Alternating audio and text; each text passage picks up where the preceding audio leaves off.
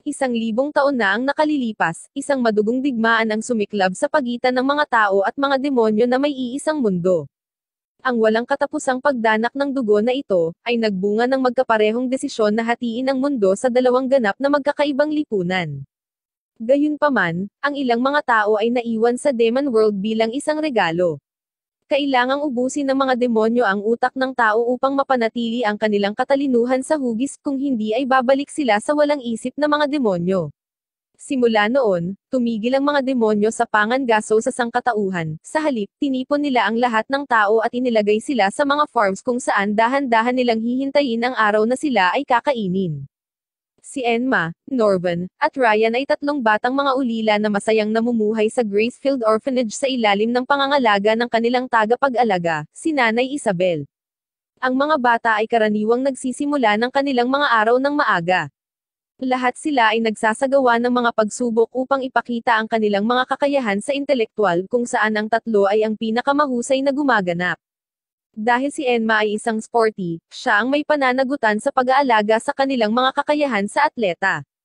Karaniwan siyang gumagawa ng tag game kung saan lahat ay nagsasaya at naglalaro, habang ginagalugad din ang kalapit na kagubatan. Sa huli, ang bawat bata sa orphanage ay may parehong pangarap na sa wakas ay mampan ng isang foster family at umalis. Ang pinakabago ay si Kani, na biglang nabalitaan na siya ay aampanin. Habang naghahanda siyang umalis, ibinunyag niya kay Enma na dahil natupad na ang kanyang unang pangarap, maaari na siyang maghangad ng iba. Pangarap niyang maging isang ina, isang tulad ni Nanay Isabel, isang taong kayang mag-alaga ng isang malaking pamilya. Gayunpaman, pagkatapos ng paghihiwalay, napagtanto ni Enma at Norvan na nakalimutan ni Kani ang kanyang paboritong maliit na kuneho na laruan.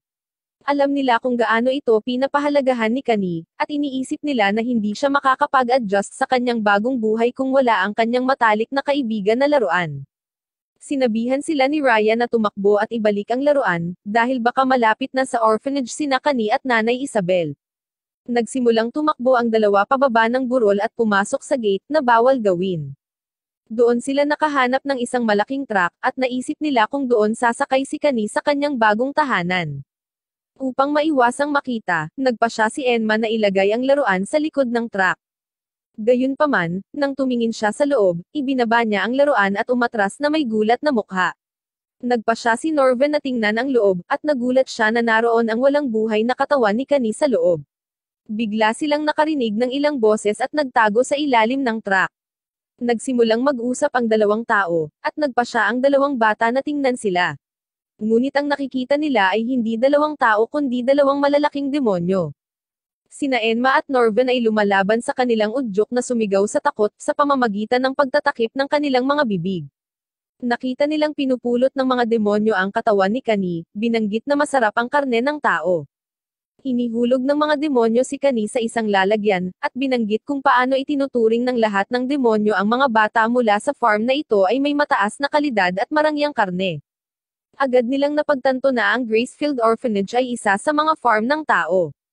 Nag-alala si Enma na may nangyari kay Nanay Isabel, ngunit biglang may nagpakita na isa pang demonyo, na binanggit na si Kani ay karaniwang kalidad ng karne dahil siya ay 6 na taong gulang pa lamang. Gayunpaman, malapit na silang mangolekta ng dekalidad na karne, at ang mga dekalidad na iyon ay sina Enma, Brian, at Norvan. Ngunit ang higit na ikinagulat nila ay nang sabihin ng demonyo kay Nanay Isabel na maghanda para ipadala sila.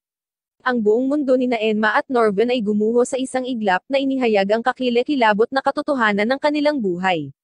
Kaya, nagkakaroon sila ng pagkakataong tumakas at tumakbo palayo. Bumalik sa loob, si Enma ay nalungkot nang mapagtanto na ang petsa ng pag-aampon ng lahat ay ang petsa kung kailan sila makakain. Kinausap siya ni Norvan tungkol sa kanilang gagawin at nag-propose na tumakas. Nangangamba si Enma dahil ayaw niyang iwanan ang ibang mga bata na masawi. Sinabihan sila ni Norvan na kunin ang lahat, ngunit hindi naniniwala si Enma na ang maliliit na bata ay makakatakas sa mga demonyo, hanggang sa lumabas ang ideya na ito ay parang laro ng tag. Samantala, nalaman ni Nanay Isabel ang laruan ni Kani, na iniwan ni Enma at Norvan para tumakas. Gayunpaman, nahihirapang itago ni Enma ang kanyang takot nang marinig at makita niya si Nanay Isabel. Sinabihan sila ni Norvan na dapat silang magpatuloy na kumilos na parang normal. Naghinala si Nanay Isabel na may tao sa gate, naiwan ang kunhong laruan, ngunit hindi niya alam kung sino iyon. Sina Enma at Norven ay nagkasundo sa oras ng paglalaro na ang pagtakas sa kagubatan ang pinakaligtas na opsyon. Ngunit habang tumatawid sila sa maikling bakod, nakita nila ang isang malaki at walang kamali-mali na sementadong pader. Pagkabalik, tumatakbo ang isa sa mga bata at sinabi kay Nanay Isabel na may nawawala. Gayunpaman, kinuha ni Nanay Isabel ang isang gadget mula sa kanyang bulsa, at mabilis na kinuha ang bata. Napagtanto ni Norven na iyon ay isang aparato sa pagsubaybay, na nangangahulugan na ang lahat ay may isang transmitter na nakatanim sa isang lugar sa kanilang mga katawan.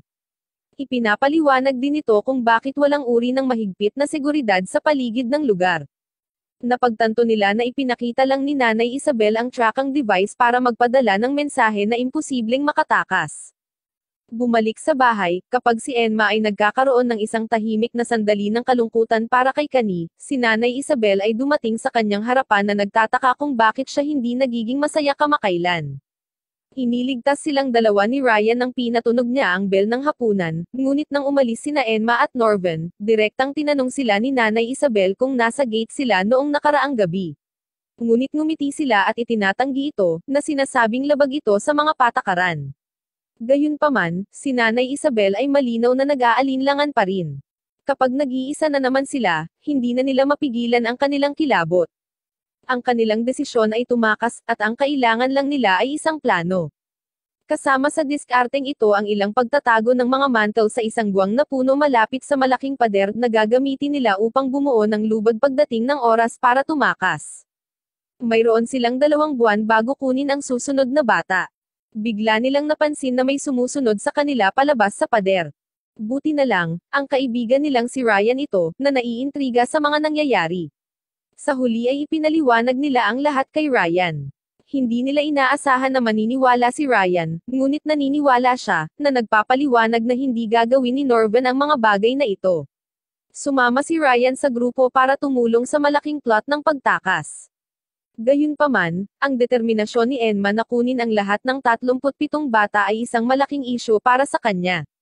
Nang maglaon sa araw na iyon, iniharap ni Nanay Isabel ang isang bagong bata na nagngangalang Caroline, pati na rin ang sister maid na nagngangalang Sister Carmen. Gayunpaman, nagpaplano na si Carmen na palitan si Isabel bilang bagong ina.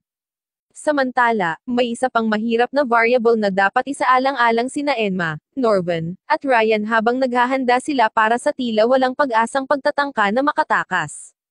Ngunit kailangan muna nilang maghanap ng lokasyon kung saan maaaring mag-install ng isang tracking device. Responsable si Enma sa pag-aalaga kay Caroline, ang pinakabagong dating sa farm. Nang bigla niyang natuklasan ang isang pulang bukol sa likod ng kanyang tainga, napagtanto niya na ang lahat ay mayroon din ito nang dumating sila. Ito ay dapat na isang pasa mula noong kumuha sila ng dugo upang suriin para sa mga sakit. Sinabi niya kina Ryan at Norven, na sumang-ayon silang lahat na ang pagtatangkang sirain ang kanilang mga tracking device sa tainga ay masyadong mapanganib. Iniisip nila na maaari itong magbigay ng alerto, sa makatuwid, dapat nilang unahin ang pagpapalabas ng lahat.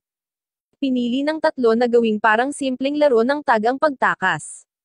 Iminumungkahi ni Enma na magtrabaho sila sa pagpapabuti ng pisikal na kondisyon ng mga bata, habang tinuturuan sila nina Norven at Ryan kung paano mabuhay.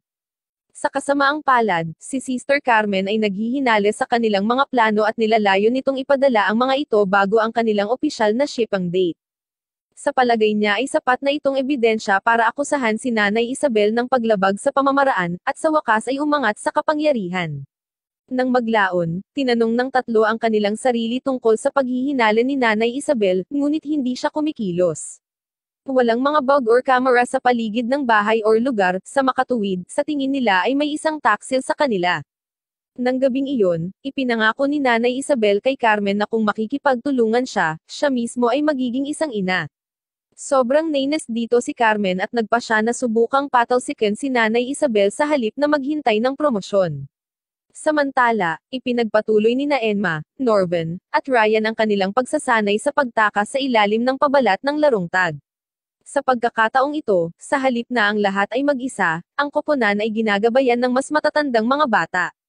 Naniniwala ang 3 na si Hilda or Mariano ang taksil. Ang tatlo ay atubiling isiwalat ang kanilang sikreto kasama ang dalawa pang bata, sina Mariano at Hilda. Bagamat tumanggi si Norvan na ipaalam sa kanila na wala na si Kani, nagsinungaling si Norvan tungkol sa mga batang naiwang biktima ng human trafficking dahil ang malamig na katotohanan ay maaaring labis para sa kanila. Napagpasyahan nina Hilda at Mariano na ang tanging pagpipilian ay tumakas. Hindi pinahahalagahan ni Ryan kung paano pinapanatili ni Norvan ang katotohanan tungkol sa lahat ng mga bata na nasasawi, at nilalamon mula kina Hilda at Mariano. Ngunit para kay Norvan, ang pagtakas ay dapat mauna. Inaayos din niya ang mga bitag para kina Hilda at Mariano, sa pamamagitan ng paglalagay ng kanilang escape rope sa iba't ibang lugar. Nagkunwaring natutulog si Enma ng gabing iyon at nakita niya si Hilda na lumabas ng kwarto. May naglagay ng papel sa ilalim ng pinto ni Nanay Isabel, na nagsasabi na may lubad sa ilalim ng higaan ni Norvan, na hindi nakikita ni Enma sa pintuan. Matapos may hatid ang papel, pumunta si Hilda sa silid ni Carmen, at nakikinig si Enma mula sa likod ng nakasarang pinto. Nagiging mahigpit ang mga bagay-bagay doon na may ebidensya na nagtuturo na si Hilda ay impormante ni Carmen, or hindi. Ngunit sa huli, ginawa ni Hilda ang inaasahan ni Enma at tumanggi siyang magbunyag ng anumang impormasyon. Nang imbestigahan nina Norvan at Ryan ang dalawang lokasyon kung saan nakatago ang lubad, ipinahayag ni Norvan na walang nasa ilalim ng kama, at napagpasyahan ni Ryan na si Mariano ang taksil. Ngayon lang nakumbinsi si Norvan na si Ryan ang totoong taksil sa lahat ng panahon dahil siya lang ang nakakaalam ng lokasyong ito. Si Ryan, sa kanyang bahagi, ay hindi itinatanggi ang anuman ngunit ipinaliwanag niya na ginawa niya ito dahil kailangan itong gawin. Pumayag si Norvan na patawarin si Ryan kapalit ng pagpayag niya na maging especially iya din niya. Sumasang-ayon si Ryan, ngunit kung niloloko lang ni Norvan si Enma sa pag-iisip na isasama nila ang lahat. Ang mga maliliit, bukod kina Hilda at Mariano, ay magiging pabigat bago at pagkatapos ng pagtakas. At si Ryan ay hindi gumugol ng maraming taon bilang impormante ni Nanay Isabel para sa lahat na tapusin sa isang walang kwentang pagtatangka upang mailabas ang lahat. Nang maglaon, nakipagkita si Ryan kay Nanay Isabel, na sinasabi sa kanya na ang iba ay naglalaro pa rin bilang pagsasanay, ngunit sina Nanay Isabel at Sister Carmen ang pinakamalaking banta. Kalaunan ay ipinagtapat ni Ryan kay Enma na siya ang impormante ni Nanay Isabel. Sina Hilda at Mariano ay iniiwasan sa karamihan ng mga pribadong pag-uusap kasama ang tatlo pa, ngunit si Hilda at Enma ay nagsimulang magbigay ng higit na pansin kay Nanay Isabel. Natuklasan ni Enma ang isang lihim na silid kung saan siya gumaganap ng isang bagay na gustong pasukin kaagad ni Mariano, ngunit binalaan siya ni Ryan, at pumayag si Norvan na pumasok sila. Hindi alam na wala na si Kani, kaya gusto niyang makatakas at iligtas siya. Upang maisakatuparan ito, pumasok sina Mariano at Hilda sa silid ni Nanay Isabel kung saan hinayla ni Hilda ang isang bookshelf upang alisan ng takip ang isang nakasarang pinto. Patuloy na inilalagay ni Mariano ang kanyang sarili at si Hilda sa lalong mapanganib na mga kalagayan, at nag-aalala rin sa pagtuklas ng katotohanan na tinanggihan ng tatlo pang ihayag. Dahil dito, ninakaw niya ang susi ni Nanay Isabel. Nagpasya silang bumaling ng mas malalim sa lihim na silid ni Nanay Isabel, upang hanapin ang lahat ng mga stuffed animals at mga laruan na hindi lamang nagpapatunay sa pahayag ni Norvan tungkol sa mga matatandang kakilakilabot, ngunit pinaniniwalaan din silang may mas masahol pa na nangyayari. Kinastigo nina Norvan at Ryan sina Mariano at Hilda, ngunit napagtanto nilang hindi nila narinig ang buong kwento. Pinili ni Norvan na sabihin sa kanya ang totoo, na, tulad ng inaasahan, ay mahirap para sa kanya na tiisin. Tumulong sina Mariano at Hilda sa pagnanakaw ng ilang material, na binanggit ni Ryan sa kanyang ulat kay Nanay Isabel na naglalarawan sa mga plano ni Norvan na tapusin siya. Ipinaalam ni Norvan kay Enma na binibigyan niya si Ryan ng maling impormasyon kay Nanay Isabel para mailipat siya, or kung hindi man ay magambala kapag tumakas sila. Nalaman din ni Ryan sa kanyang ulat na pagdating ng buwan ng kargamento sa Enero, siya na ang ihahatid sa ibang bansa. Ang kanyang oras ay nauubusan na lamang ng 1 linggo bago ang napagkasundo ang araw ng pagtakas. Ang mga kabataan ay naging casual sa kanilang bukas na pagsasabwatan, at si Sister Carmen ay nagpakita mula sa likod ng isang puno upang ipahayag na alam niya ang lahat tungkol sa kung ano ang pinaplano nilang 5. Hindi siya galit, at hindi siya nananakot sa kanila. Sa halip, iminungkahi niyang magsanib puwersa sila laban kay Nanay Isabel. Nang gabing iyon, binisita ni Enma at Norvan si Carmen at tinanong siya ng sunod-sunod na mga tanong, na sinasagot niya. Ngunit natuklasan din nila na mas marami siyang nalalaman kaysa sa pinapahintulutan niya. Samantala, niregaluhan ni Nanay Isabel si Ryan ng instant camera para sa kanyang tulong. Kalaunan ay ipinaalam ni Nanay Isabel kay Carmen na siya ay itinalaga bilang ina ng Form 4, at dapat na umalis kaagad. Nang ipakita ni Carmen kay Lola ang kanyang katibayan na ang mga bata ay may planong tumakas, ibinasura niya ito dahil kontrolado pa rin ang mga kabataan. Pagkatapos ay inutusan ng Lola ang mga demonyo na tapusin siya. Si Nanay Isabel ay may ibinunyag kay Ryan ng biglaan at hindi inaasahang natapos ang kanilang kasunduan. Ikinulong siya sa isang silid at nakita sina Norvan at Enma gamit ang kanyang trackang gadget. Nasaksihan ni Mariano at Hilda ang pag-alis ni Nanay Isabel sa bahay ng mga sandaling iyon, ngunit walang palatandaan si Ryan. Si Mariano ay nagmamadaling pumasok sa bahay, sinira ang pinto, pinalaya si Ryan, at silang tatlo ay sumugod sa kinaroroonan ni Norvan at Enma. Si Nanay Isabel ay tumakbo kina Norvan at Enma at tinanggihan ang kanilang mga peking ngiti, sinira ang charade na suot niya sa loob ng 11 taon. Nagpapakita din siyang gumawa ng taos-pusong pagsusumamo para sa kanila na huminto sa pagtakas at tanggapin ang kanilang mga kapalaran. Nang tumanggi sina Enma at Norvan sa pahayag ni Nanay Isabel, pinitik niya ang tuhod ni Enma na parang sanga at marahang nilagyan ng splint bago siya binuhat pabalik sa bahay. Nang maglaon, ibinalita ni Nanay Isabel kay Norvan, na nabigla, na ang petsa ng kanyang pagkakadeliver ay naitatag na. Tinanggihan nila ang mungkahi ni Norvan na ipagpatuloy nila ang planong pagtakas kapag gumaling na si Enma, at kahit wala na siya. Sinabi nila sa kanya na huwag paganahin ang kanyang tracker gamit ang device na katatapos lang ni Ryan at magtago hanggang sa gumaling si Enma. Pagkatapos nito ay sabay silang tatakas, at sumang-ayon si Norvan sa plano. Kinaumagahan, ginawa ni Norvan ang kanyang pagtakas. Hinawakan niya ang lubad ng mahigpit habang tumatakbo paakyat sa dingding, na kalaunan ay humawak sa tuktok ng dingding at itinaas ang sarili sa kabilang panig. Isang malaking kagubatan ang nakikita niya sa lahat ng direksyon. Mahihirapan ang mga matatanda sa paghahanap sa kanila kung madadali nila ang lahat sa kagubatan na iyon. Nang malaman ni Nanay Isabel na nawawala si Norvan, sinuri niya ang kanyang trackang gadget, at ang kanyang hitsura ay nagpapahiwatig na hindi ito gumagana. Sa gulat ni Enma at Ryan, ngumiti siya at isinara ang aparato habang bumabalik si Norvan mula sa kagubatan. Mula lamang sa ibabaw ng dingding, nakatingin sa kabilang panig, natuklasan ni Norvan ang katotohanan. Sa pagitan ng pader at kagubatan ng lupa, may malaking bangin na hindi nila inaasahan na malalagpasan. Binibigyan sila ni Norvan ng isang sinag ng pag-asa, sa pamamagitan ng pagturo na ang complex ng mga farms ay hugis tulad ng isang hexagon na may HQ sa isang gilid, at isang tulay sa kabila ng bangin sa kabilang banda. Pero hindi siya sasama sa kanila dahil siya ang susunod na bata na ipapadala. Ang eksena ng palm ni Norvan ay ipinapakita, ang lahat ng mga bata ay umiiyak or halos pinipigilan ang kanilang iyak. Ngunit walang mas nagagalit tungkol sa kanyang nalalapit na pag-alis kaysa kay Enma, na sumusubok na ibigay sa kanya ang breaker ng tracking device. Binibigyan siya ni Norvan ng tracker breaker at sinabihan siyang huwag sumuko bago sila maghiwalay ng landas. Pumunta sina Norvan at Nanay Isabel sa gate, at itinuro niya ito sa waiting room. Hindi na siya nakita ni Enma at ng iba pa. Ang pagpapadala kay Norvan ay nagwasak kay Enma at Ryan. Kahit na sa tulong ni Mariano at Hilda ay tila nawawalan na ng pag-asa ang dalawa.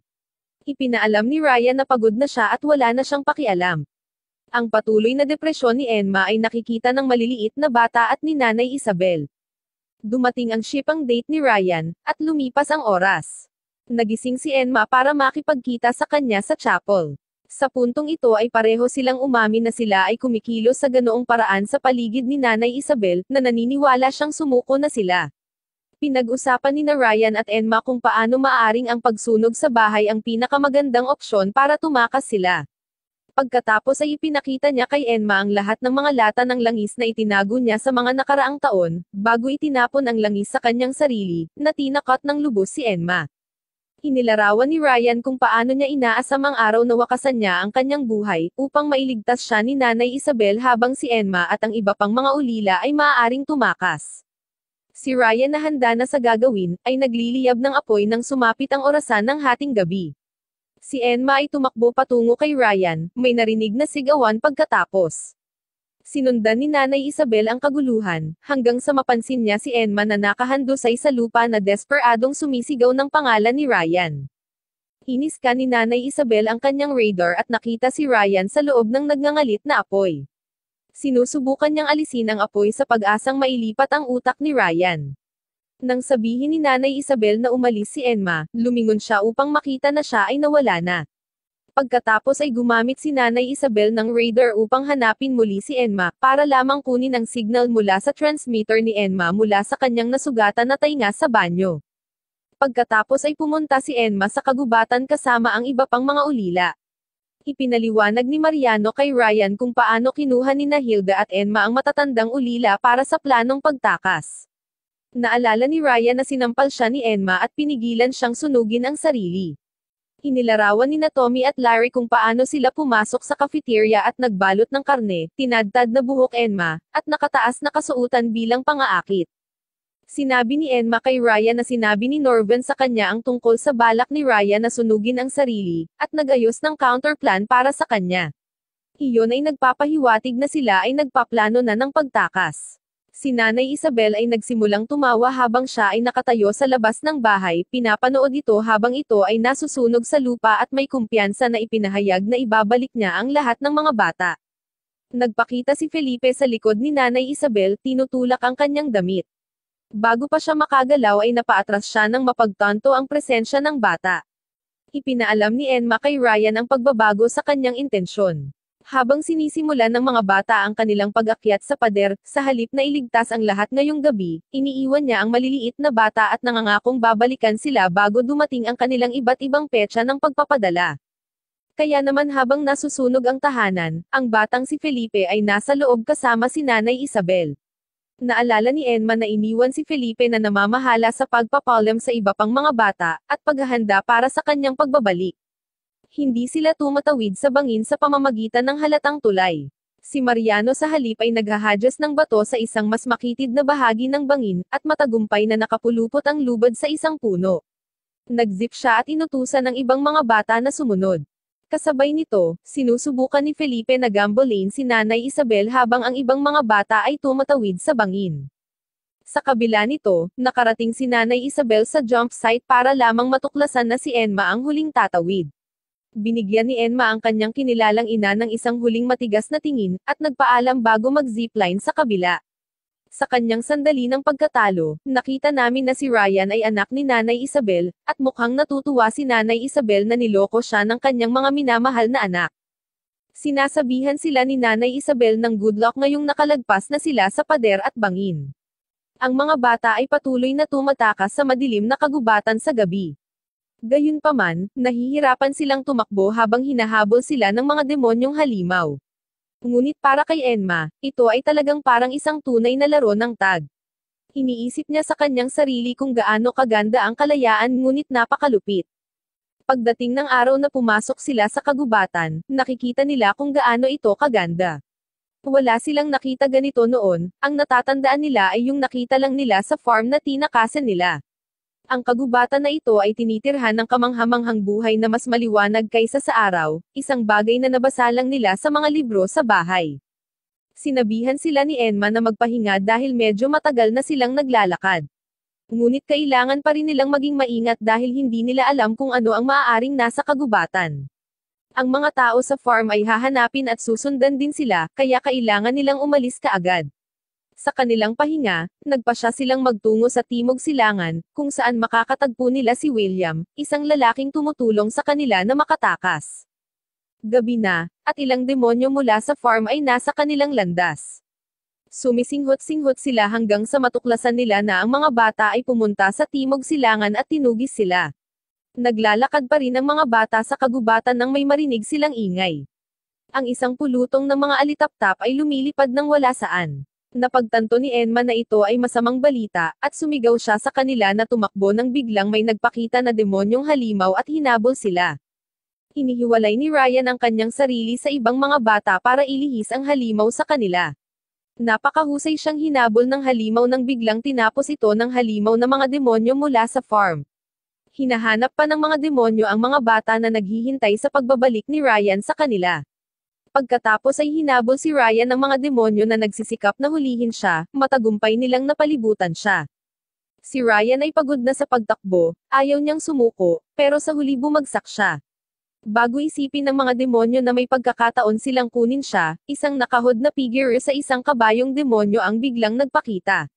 Inagaw ng figure si Ryan mula sa mga demonyo, at lumabas doon gamit ang mga smoke bomb para mawala sila. Sa kabilang banda, kapag si Ryan ay natagalan sa pagbabalik, ang mga bata ay nagsisimulang mag-alala. Biglang nagpakita sa harap nila ang isang babaeng nakahod.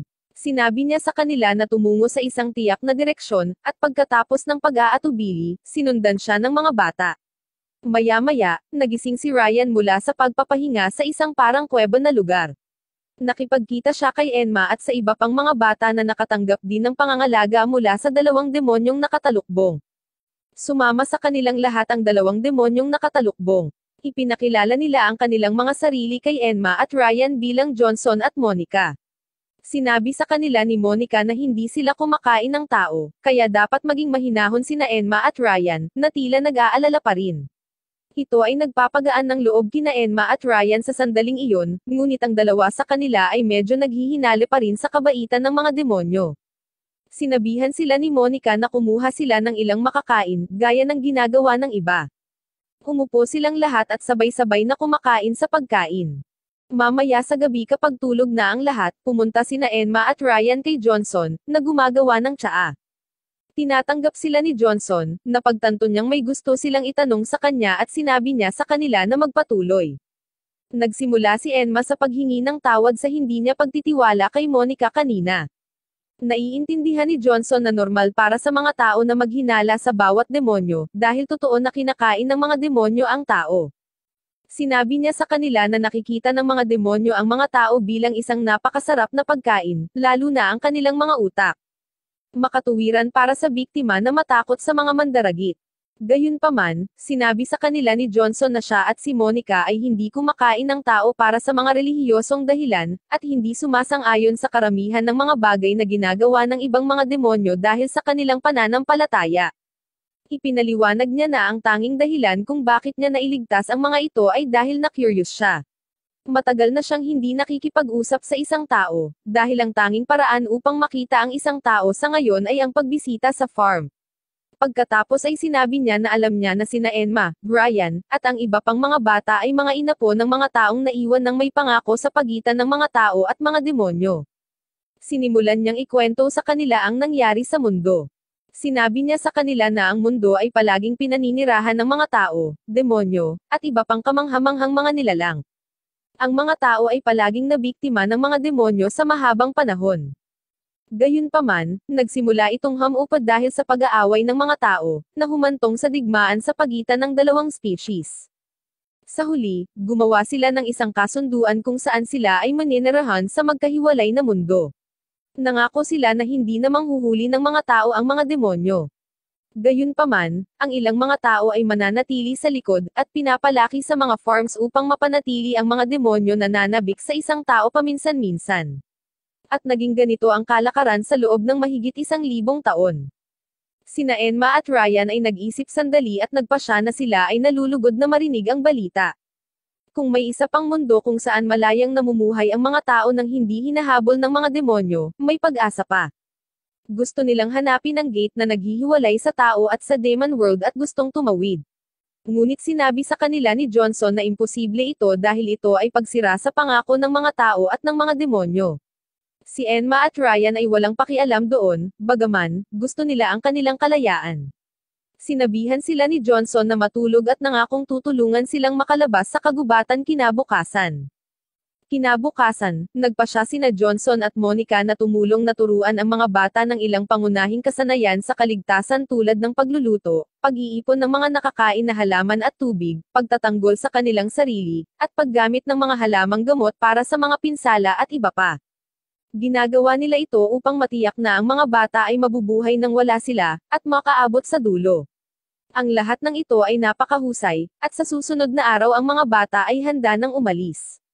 Lumipat sila at lumakad sa kagubatan upang makarating sa isang kaparangan.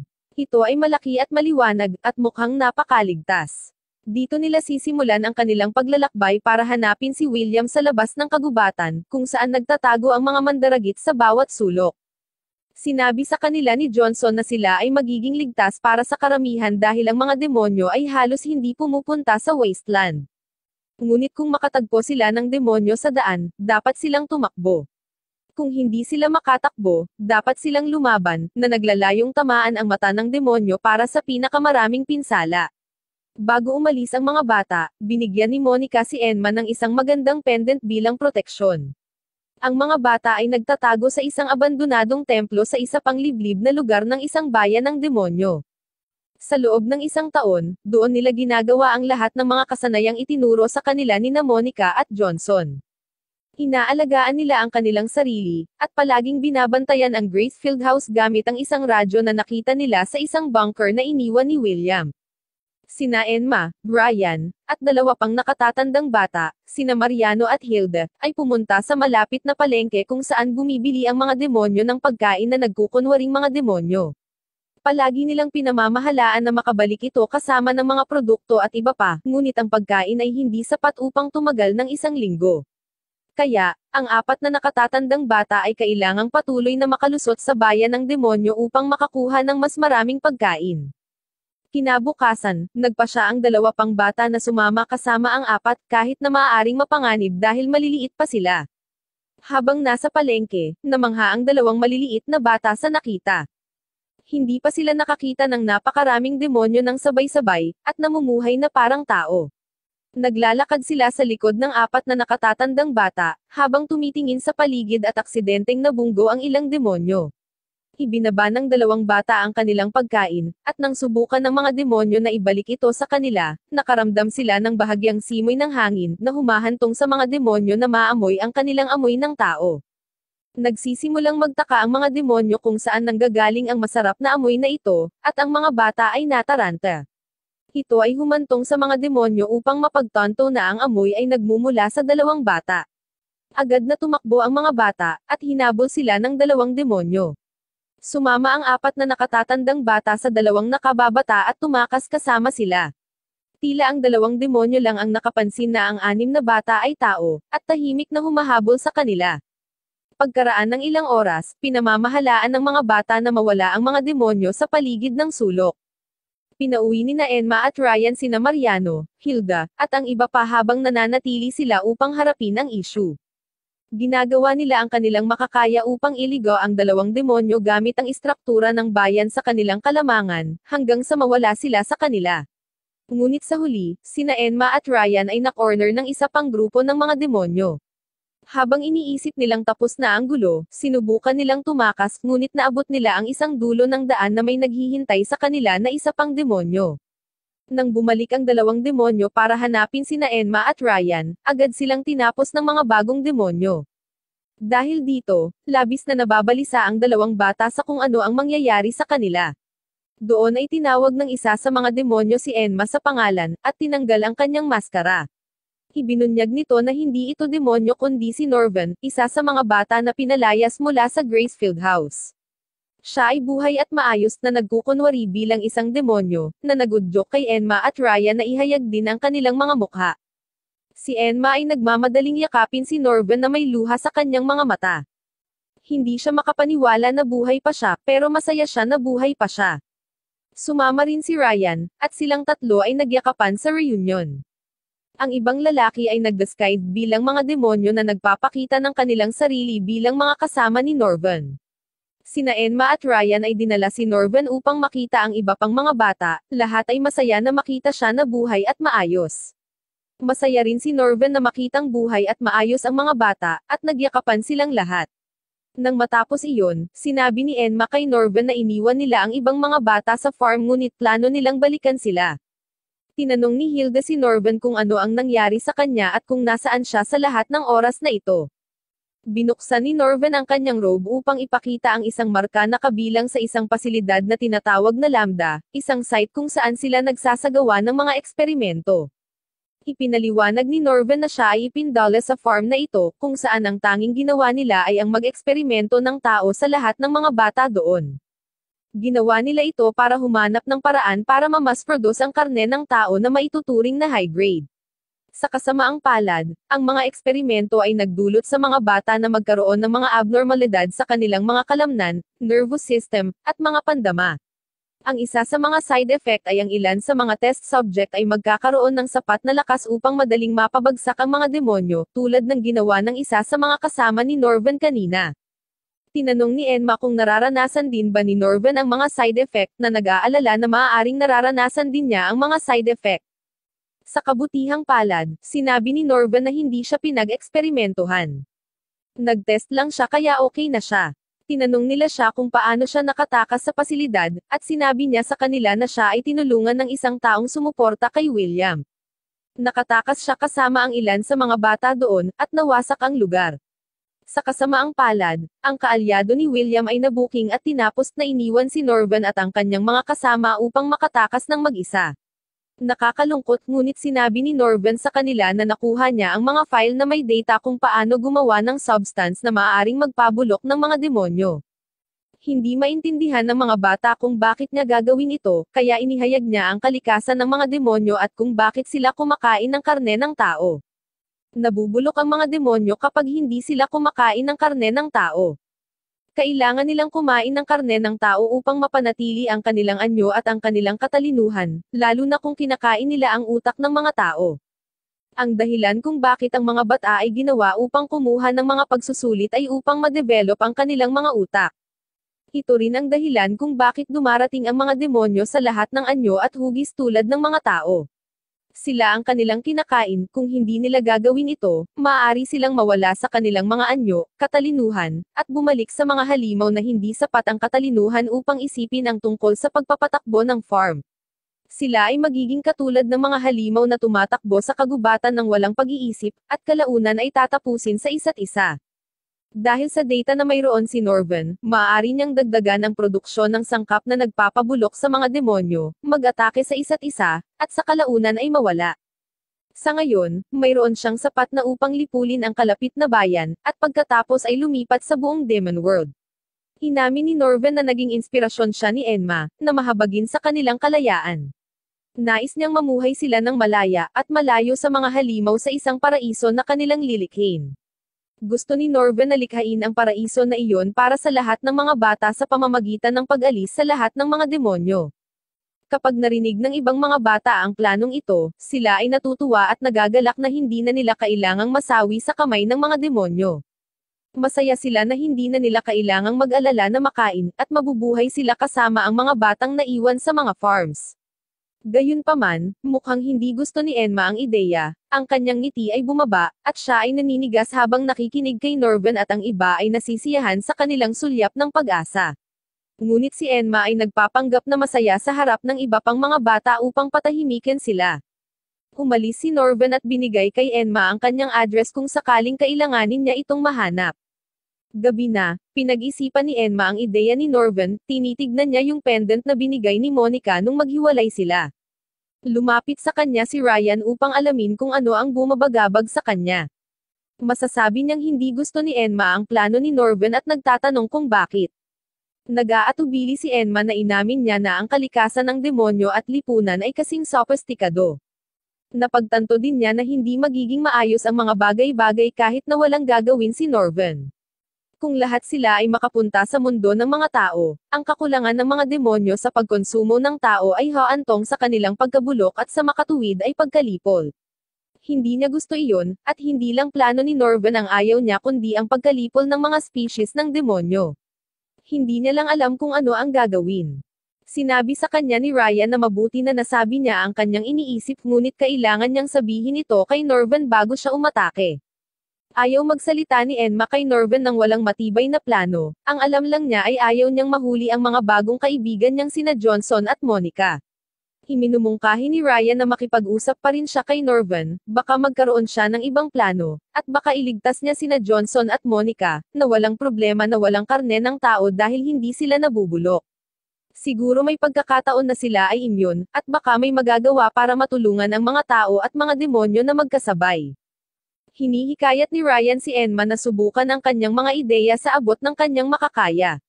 Makabubuting gawin niya ang gusto niya para wala siyang pagsisihan. Sumang-ayon si Enma na sabihin ito kay Norven sa susunod na araw. Siya at si Ryan ay nakarating sa hideout ni Norven. Nakipagkita sila sa mga kasama ni Norven na itinuturing siyang boss nila, sa paglalaan ng napakaraming oras niya para maisakatuparan ang kanilang plano. Itinuturing nila ang kanilang sarili na kanyang mga subordinate dahil tinulungan niya silang makaalis sa Lambda. Ang isa sa kanila ay si Celso, ang chill na lalaki, si Vince, ang tumutulong sa pagbuo ng gamot, at si Barbie, ang may hawak na karne ng demonyo sa kanyang kamay. Sinabi nila kina Enma at Ryan na si Norven ay nasa isang pulong, at hiniling sa kanila na maghintay ng ilang sandali para sa kanya. Pansamantala, nalaman ng dalawang bata na si Norven ang naging pinuno ng grupong ito, at kung paano niya ginawa ang kanyang plano upang puksain ang lahat ng mga demonyo. Excited na rin ang kanyang mga nasasakupan na maranasan ang pagkalipol na ito sa kanilang amo. Masigasig na ipinahayag ni Barbie kung gaano kasarap ang pumaslang ng demonyo at kumain din ito. Nagulat si Enma sa dami ng pagnanais na ipinapakita niya sa pagpaslang sa buhay ng isang demonyo, dahilan upang sabihin ni Celso kay Barbie na umatras. Umalis siya, at dumating si Norven sa ilang sandali upang sabihin sa kanyang mga subordinate ang tungkol sa huling yugto ng kanilang plano. Dinala niya sila sa labas, naiwan sina Enma at Ryan sa loob. Hindi maintindihan ni Enma kung bakit bahagi ng plano ang paghihiganti. Gusto lang niyang iligtas ang ibang mga bata, hindi para mawala ang mga demonyo. Sa tingin niya ay masama ito at kahit na ang iba ay pinahihirapan ng mga demonyo sa Lambda or saan man, at hindi ang paghihiganti ang sagot. Bumalik si Norven sa loob, at agad na nagtanong si Ryan tungkol sa kanyang plano. Ipinakita sa kanila ni Norven ang bahaging nilikha niya na dapat nawakasan ang lahat ng mga demonyo. Tinanong ni Ryan kung ito ay gagana sa lahat ng mga demonyo, tulad ng mga hindi nabubulok kahit na hindi sila kumakain ng tao. Nagulat si Norven nang marinig na alam ni Enma at Ryan ang tungkol sa pagkakaroon ng gayong mga demonyo. Tinanong niya sila kung paano nila nalaman na naglalagay kay Enma sa sulok. Ipinagtapat ni Ryan na nakilala nila ang mga demonyo, na ikinagulat ni Norven.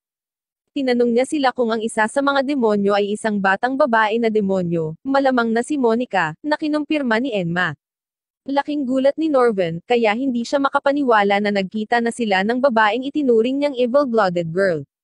Nagulat sina Enma at Ryan at nagtanong kung nakilala na niya ito. Itinatanggi ni Norven na nakipagkita siya sa kanya, ngunit nakarinig siya ng mga alingaw-ngaw kung paano siya unang nagpakita pagkatapos mangako ang mga tao at mga demonyo na layuan ang isa't isa. Ngunit bago pa maitatag ang mga farms ng tao, biglang nagpakita si Monica, kilala siyang hindi kumakain ng karne ng tao dahil taglay niya ang masamang dugo na nagpapanatili sa kanyang anyo at katalinuhan. Inialay niya ang kanyang dugo sa iba pang mga demonyo sa isang nagugutom na nayon. Pinagaling ng dugo ang iba pang mga demonyo ng gutom or kailangan pang kumain muli ng karne ng tao. Ang mga demonyong iniligtas niya ay nagligtas sa iba pang mga demonyo sa parehong paraan, nangyari ito ng ilang panahon at kumalat sa paligid na parang isang uri ng impeksyon. Gayunpaman, nang malaman ito ng mga maharlikang demonyo, tinipon nila ang mga nahawa ang demonyo at itinapon ang mga ito sa pamamagitan ng pagkain sa kanila, upang ilayo ang masasamang dugo sa pool ng populasyon. Nabalitaan na nasawi si Monica kasama ang iba, ngunit sa totoo lang, hindi siya nasawi pagkatapos ng lahat. Napagtanto ni Ryan na naglalakbay sina Monica at Johnson sa buong mundo sa kagubatan upang maiwasang mahuli ng mga royals. Hindi maintindihan ni Enma kung bakit tatapusin ng royals ang mga nahawa ang demonyo. At ang kanilang kagutuman sa mundo ay nagsisimula ng malutas. Bakit nila ititigil iyon? Ipinaliwanag sa kanya ni Ryan na ito ay dahil ang royals ang kumokontrol sa farms na nagbibigay sa kanila ng kontrol sa populasyon. Kung kontrolado nila ang lahat, may kapangyarihan sila sa lahat. Ang pagpapagaling sa mga demonyo ay mababawasan ang pangangailangan na nilikha nila, at sa makatuwid ang kapangyarihan na mayroon sila. Tao or demonyo, may mga taong hindi kasing buti ni Enma. Sinabi ni Norven kay Enma na dapat nilang hanapin sina Monica at Johnson at tapusin sila. Hindi sang-ayon dito si Enma dahil walang ginawa sina Johnson at Monica. Hindi rin sila kumakain ng tao, kaya walang sense ang pagtapos sa kanila.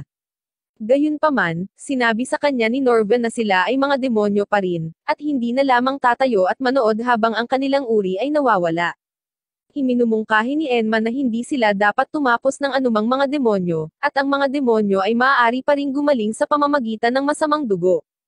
Hindi iyon sinasang-ayon ni Norvan, at sinabi ni Enma na maaari lang silang pumunta sa mundo ng mga tao, na haantong pa rin sa extinction sa paglipas ng panahon ngunit hindi ito direktang gagawin nila. Wala ring pakialam si Norvan sa mungkahing iyon, naniniwala siya na ang mga demonyo ay karapat-dapat na mapuksa, dahil ang kanilang kalikasan ay hindi magbabago dahil lamang sila ay tumigil sa pagkain ng kanilang paboritong bagay. Hindi rin patas na hilingin sa isang tao na huminto sa pagkain ng kanilang paboritong pagkain. Ang pinakamagandang opsyon ay tapusin lamang ang kanilang buong species, sabi ni Norvan. Si Enma ay nananatiling umaasa, ipinakita niya kay Norvan ang mga coordinates sa gate na mayroon siya. Sinabi niya sa kanya na posible, ngunit ipinakita sa kanya ni Norvan ang parehong mga coordinate na mayroon din siya at sinabi sa kanya na walang mayroon doon. Ang maraming gate na nandoon ay nawasak, at ang tanging natitira ay bumalik sa Gracefield House kung saan sila nakatakas.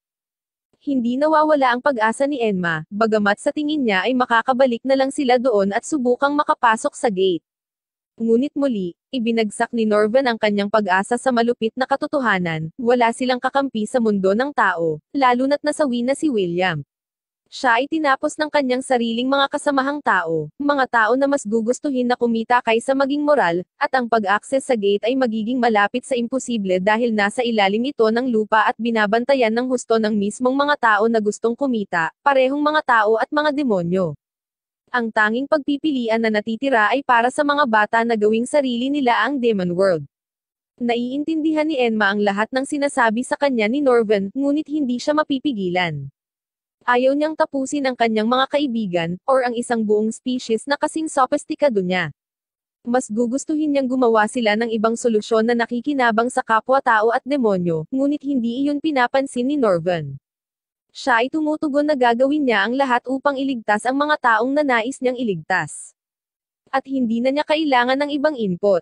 Naghahanda siyang umalis upang itakda ang kanyang mga plano sa pagkilos, ngunit hinawakan ni Enma ang kanyang kamay upang pigilan siya sa paglalakad palayo. Nakikiusap siya sa kanya na muling isaalang-alang ito, ngunit hindi niya makita ang mga bagay mula sa kanyang pananaw. Lumihis si Enma at gumawa ng isang deal. Iminungkahi niya na hahanapin niya sina Johnson at Monica, at dalhin sila kay Norvan dahil gusto niyang hanapin sila. Bilang kapalit, ililigtas ni Norvan ang mga demonyo. Hiniling niya sa kanya na itigil ang kanyang plano hanggang sa matagpuan niya ang dalawang demonyo, na maaaring tumagal ng 5 araw. Nagpasya si Ryan na samahan si Enma, dahil sinusuportahan niya ito ng higit pa kaysa sa suporta niya kay Norvan. Sumang-ayon si Norvan sa ideya at sinabihan silang mag-ingat. Sina Enma at Ryan ay dinala sina Hilda at Mariano para tulungan sila sa kanilang paghahanap kay Monica at Johnson. Nagsimula ang paghahanap, at ang 4 na bata ay naglakbay sa buong kagubatan na naghahanap ng mga bakas ng paa na iniwan ni Monica or Johnson, ngunit alinman sa mga bakas ng paa ay masyadong malaki or masyadong maliit upang maging sina Johnson or Monica. Ipinagpatuloy nila ang kanilang paghahanap at sa lalong madaling panahon ay nagsimulang mag-alala dahil baka mabaygo sila. Iniisip nila kung makakahanap nga ba sila ng 2 demonyong tumatakbo. Kung magtatagal sila at lalayo pa sila sa templo, natatakot silang hindi na nila maibabalik ang oras para pigilan si Norvan. Gayunpaman, sinusubukan nilang panatilihin ang isang positibong pag-iisip para sa kapakanan ng mga demonyo at pati din kay Norvan.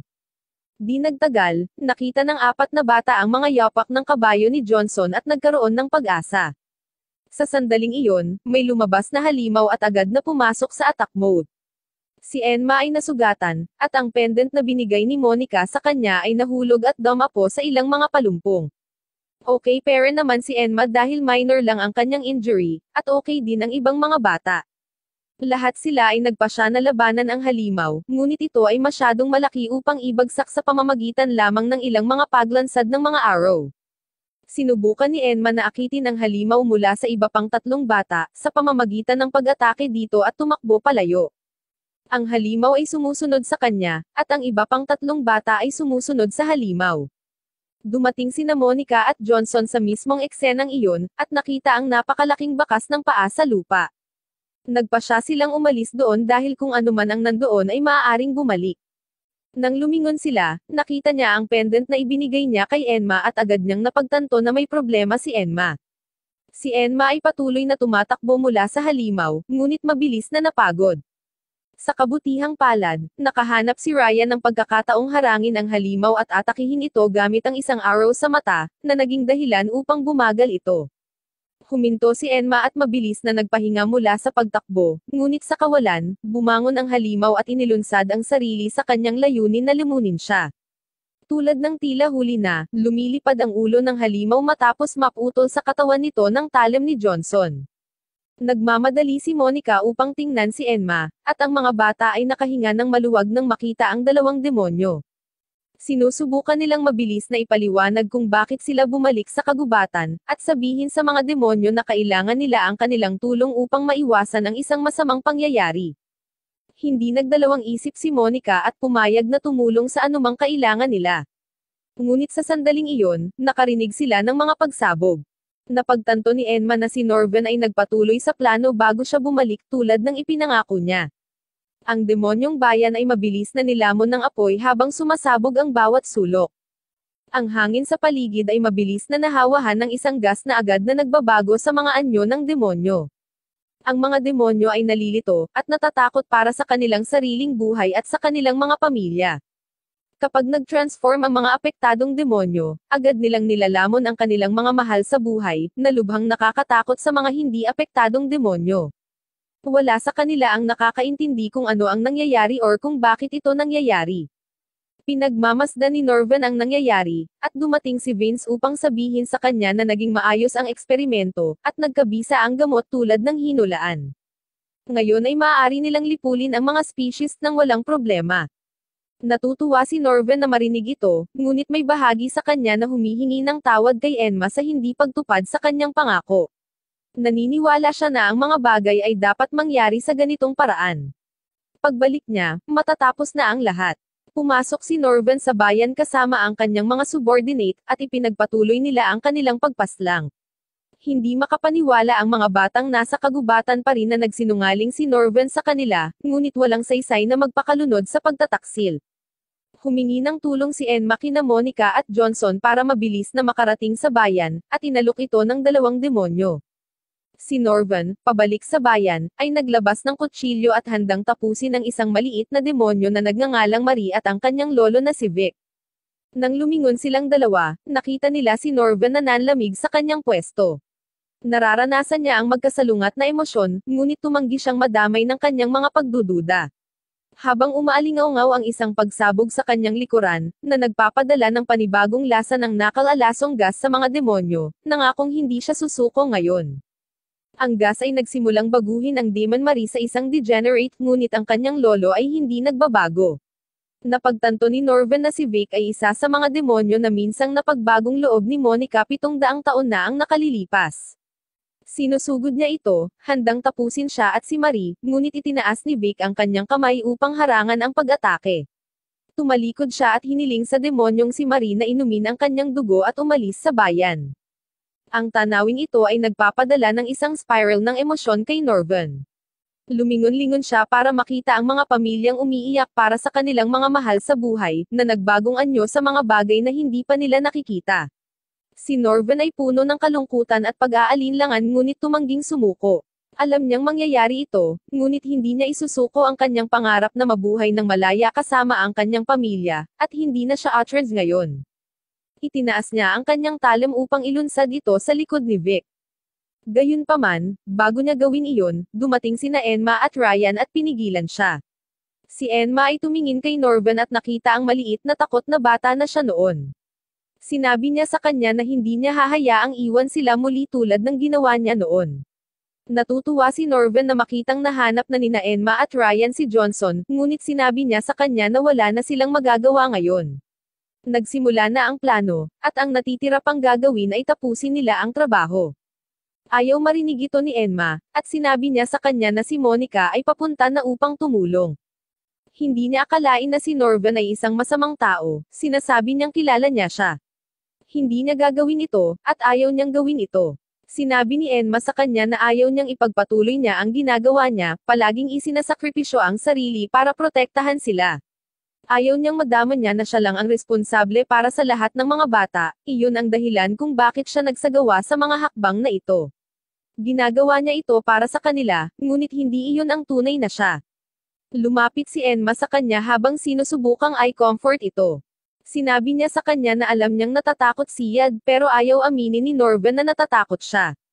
Patuloy na sinabi ni Enma sa kanya na para siyang isang batang natatakot na nanginginig na may hawak na talem. Ayaw itong marinig ni Norven, at sinasabi niya sa kanya na manatili sa likod. Ayaw niyang mas mapalapit pa ito, sinasabi sa kanya na hindi niya mapipigilan ang alinman dito pero hindi nakikinig si Enma. Patuloy siya sa paglapit hanggang sa makarating siya kay Norven. Hinaakwan niya ang kamay nito at sinabi sa kanya na tumanggi siyang iwan sila dahil gusto niyang protektahan sila. Alam ni Enma na gusto talaga nitong protektahan sila dahil mas matalino, mas malakas, at mabait ito. Ngunit alam din niya na maaari itong maging mayabang at duwag din. Gusto niyang magkaroon siya ng pananampalataya sa kanya at sa iba pang mga bata, at kaya nilang pangalagaan ang sarili nila kung bibigyan niya sila ng pagkakataon. Gusto niyang ibahagi niya sa kanila ang kanyang sakit, pagdurusa, at takot at hindi matakot ng mag-isa. Pakiramdam niya ay itinutulak niya sila palayo, gumagawa ng mga bagay na hindi niya pinaniniwalaan para sa kanilang kapakanan, at hindi iyon makatarungan. Sinubukan ni Norven na tanggihan ito, ngunit nakialam din si Ryan at ibinahagi na sumasang-ayon siya kay Enma.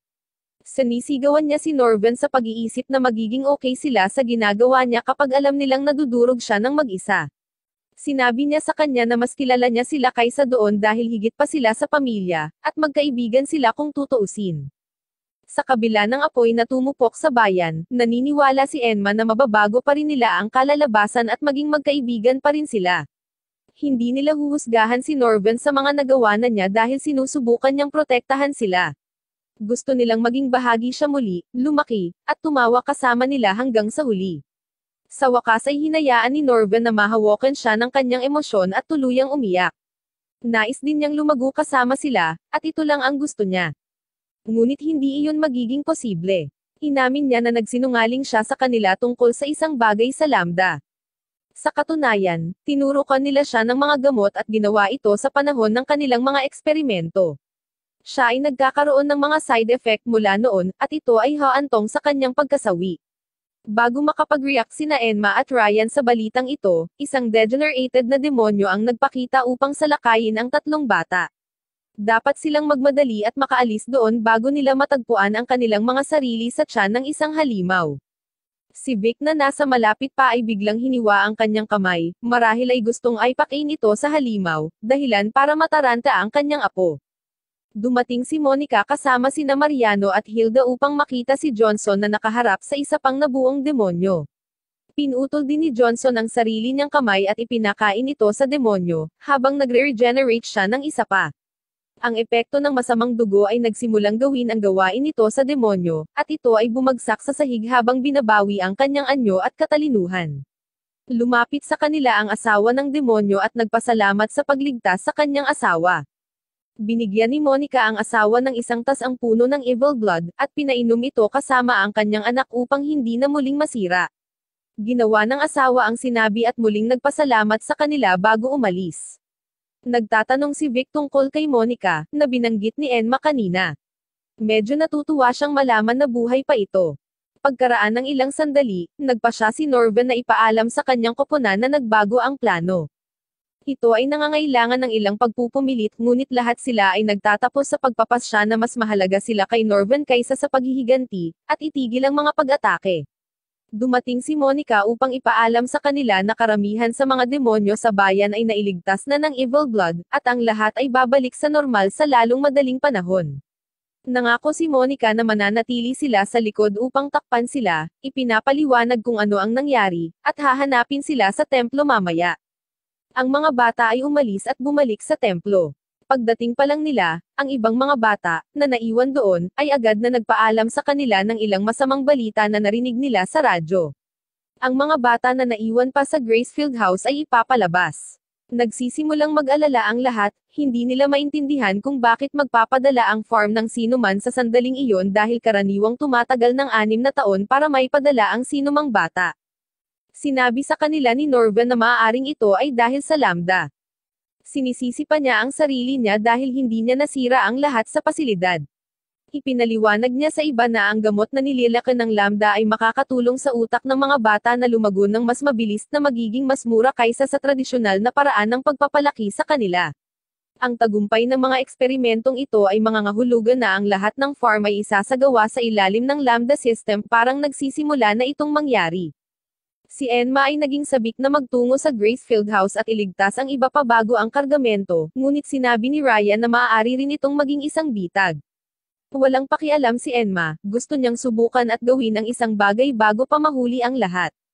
Iniisip ni Vince na walang katotohanan na isipin ang tungkol sa pagpasok sa Gracefield dahil ito ang pinakasecure na farm sa lahat. Habang nagtatalo sila, dumating sina Monica at Johnson sa templo. Ipinaalam nila sa mga bata na ang bayan ay matagumpay na nailigtas, ngunit natatakot sila na kapag lumabas ang balita, ang mga demonyo sa bayan ay tututukan ng royals at tatapusin. Si Vic, na nakipagtagpo sa mga bata, ay bumangon at sinabi kay Monica na ayos lang. Kahit na ganoon, sa tingin niya ay mas mabuting mabuhay na may kasamang dugo kaysa maging mabangis na hayop na walang katalinuhan. Ang mga demonyo ng bayan ay nagugutom pa rin, sila ay mapupunta sa pagdegenerate ng mas maaga or huli. Ipinakilala niya ang kanyang sarili kay Monica bilang isa sa mga taong iniligtas niya gamit ang kanyang dugo 700 taon na ang nakararaan, na ikinatuwa niyang malaman na may iba pang nakaligtas. Binigyan ni Vic si Enma ng isang pirasong panulat bilang regalo. Sinabi niya na ibinigay ito sa kanya ng isa pang tao na natagpuan niya 15 taon na ang nakakaraan sa kagubatan.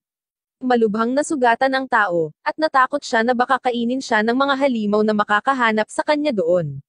Sinabi ni Vic na mahigpit na hinawakan ng lalaki ang piraso ng panulat hanggang sa kanyang mga huling sandali. Ang kanyang huling mga salita ay nais niyang ibigay ni Vic sa mga bata ng farms ang piraso upang mabigyan sila ng tulong.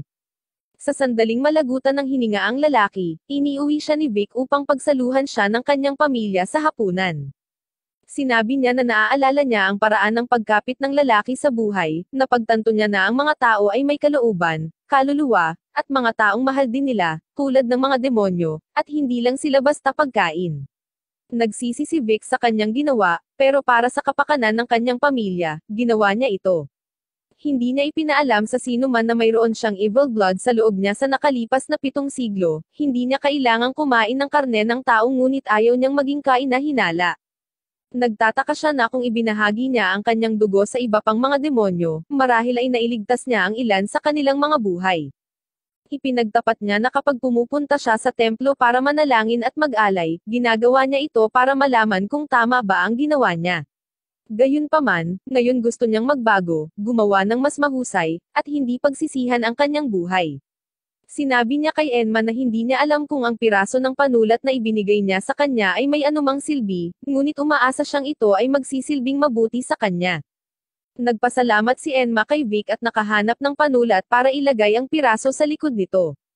Ang panulat ay agad na nagpapakita ng isang hologram na nagpapakita sa kanila ng isang blueprint ng Gracefield House, hanggang sa underground gate na patungo sa mundo ng mga tao.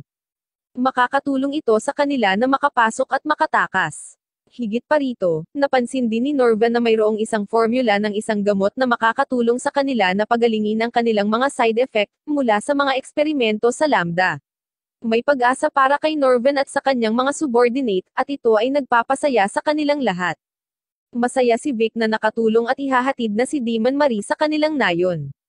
Habang naglalakad sila, pinigilan sila ni Norvan. Humingi siya ng tawad sa halos pagtapos niya sa matandang demonyo, sa kanyang pamilya, at sa kanyang komunidad. Tumakbo si Demon Marie upang harapin si Norvan, humihingi din siya ng tawad sa ginagawa ng ibang mga demonyo sa mga farms. Tinawag ni Vic ang demonyong si Marie para makauwi na sila, at sa wakas ay nalaman ni Enma na may kabahagi siyang pangalan sa isang maliit na demonyo. Sinundan ni Marie si Vic at sinabi sa kanya na nagpapasalamat siya sa ginawa nito para sa kanila, at nginitian siya ni Vic bago maghiwalay. Dahil dito, napagtanto ni Norvan na si Enma ay makakahanap ng paraan upang matulungan ang lahat anuman ang mangyari. Hindi siya makapaniwala na hindi siya nakinig sa kanya ng mas maaga, gayunpaman, masaya siya sa ginawa nito, na tumulong na iligtas ang mga tao at ang mga demonyo. Sinabi sa kanya ni Ryan na ginagawa ni Enma ang tamang bagay sa bawat oras, ganyan siyang klase ng tao.